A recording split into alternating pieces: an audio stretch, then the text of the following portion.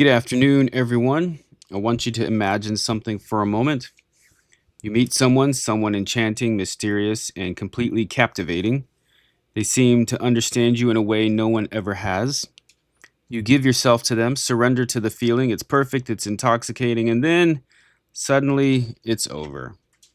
You wake up cold and alone, haunted by the memory of what was, or what you thought was.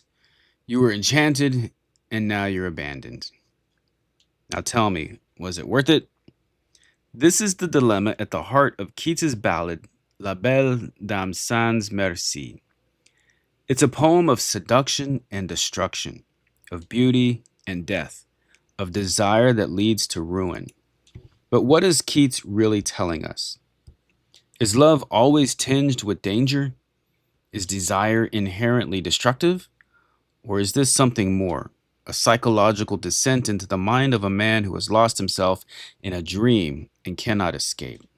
These are the questions we will explore in today's lecture, Enchanted and Abandoned, Keats' Desire and the Fatal Embrace. But first, let's go over a little bit of history. Keats wrote La Belle Dame Sans Merci in 1819, the same year as Bright Star, in many of his great odes. By this time, he was deeply in love with Fanny Brawne, but also increasingly aware of his own mortality. His tuberculosis was worsening, and he knew his time was limited. Some critics have suggested that Keats saw Fanny as both a source of passion and a source of pain. Critic Harold Bloom, in The Visionary Company, notes that Keats's poetry often portrays women as both enchanting and fatal, as though love itself is a beautiful poison. This ballad, however, is not simply about Keats's personal anxieties. It taps into something deeper, something archetypal. The story of a man lured into a dreamlike love, only to be abandoned, is a recurring theme in folklore and mythology. Keats is drawing on the medieval tradition of the femme fatale, the fatal woman, a beautiful yet dangerous figure who lures men to their doom. But is the lady truly to blame? Or is the knight's suffering something he's brought upon himself?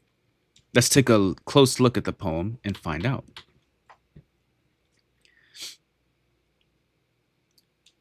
Let's begin with the opening. Oh, what can ail thee, knight at arms, alone and palely loitering? The sedge has withered from the lake, and no birds sing. Right away, we are thrust into a desolate world. The knight is alone and palely loitering. Why? He's not a figure of strength or victory. He's wasting away. Look at the imagery. The withered sedge, the silent birds. The landscape is lifeless. Keats is using a technique called pathetic fallacy, in which nature reflects the emotional state of the character. The world itself has been drained of life, just as the knight has been drained of something vital. But what has drained him? Let's continue with the poem. I met a lady in the meads, full beautiful, a fairy's child. Her hair was long, her foot was light, and her eyes were wild. Here the knight tells a story. He met a woman, not just any woman, but a fairy's child. What does this mean? Is she literally a supernatural being, or is this how she appears to the knight, how he remembers her? Keats describes her with an unsettling mix of beauty and strangeness. Her hair is long, her step is light, she's delicate and ethereal, but her eyes were wild. Wildness is a recurring theme in this poem. The lady's not of this world. She does not fit neatly into the knight's expectations. What does it mean to love something wild? Can you ever truly possess it? Let's continue. I set her on my pacing steed, and nothing else saw all day long. For sidelong would she bend and sing a fairy's song. Here the knight takes her with him, but notice how passive he becomes. Yes, he sets her on a steed, but after that, he sees nothing else. He is entranced. He's no longer in control.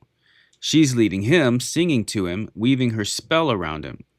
Critic M.H. Abrams, in Natural Supernaturalism, suggests that this moment is key to understanding Keats's vision of love. Quote, the knight does not fight against his enchantment. He surrenders to it. But in doing so, he loses himself. End quote. So, how often does this happen in real life? How often do people lose themselves in passion, in obsession, in something that feels like love but might really be a dream? Let's continue with the poem. And there I shut her wild, wild eyes with kisses for. This is a crucial moment. The night tries to contain her, to close her wild, wild eyes. But can wildness be tamed? Can the fairy's child be made human? This moment of intimacy is also a moment of foreshadowing. He wants to keep her with him, but she's not his to keep. And then the dream turns into a nightmare. Let's continue with the poem. I saw pale kings and princes too, pale warriors, death pale were they all. They cried, La Belle Dame Sans Merci, hath thee in thrall. The knight sees a terrifying vision, ghostly figures, all pale like him. What does this mean? One interpretation is that these are other men who have fallen under the lady's spell. They too were enchanted, and now they too are doomed. But another interpretation, one explored by Harold Bloom, is that these figures are not victims of the lady at all. Rather, they are projections of the knight's own mind, warnings of what he is becoming. He has given himself over to something that cannot last, and now he must pay the price. But what is that price? Let's continue with the poem. And this is why I sojourn here, alone and palely loitering, though the sedge has withered from the lake, and no birds sing. Here we return to the bleak landscape of the beginning, but now we understand why the knight is here. He's trapped, not quite dead, but not fully alive. He has seen something, felt something that he cannot let go of, and now he is left wandering, forever searching for what is already lost. Is this a ghost story, a psychological descent, a warning about love and obsession, or all three? So, and what do we make of the lady? Who is La Belle Dame Sans Merci? Is she a supernatural seductress who preys on men? Is she a symbol of love's fleeting nature? Is she a projection of the knight's own desires and fears? Or does Keats refuse to even tell us? Because in the end, love, like poetry, is meant to remain a mystery. I leave you with this. Have you ever been haunted by something beautiful? And if so, was it a dream or was it real?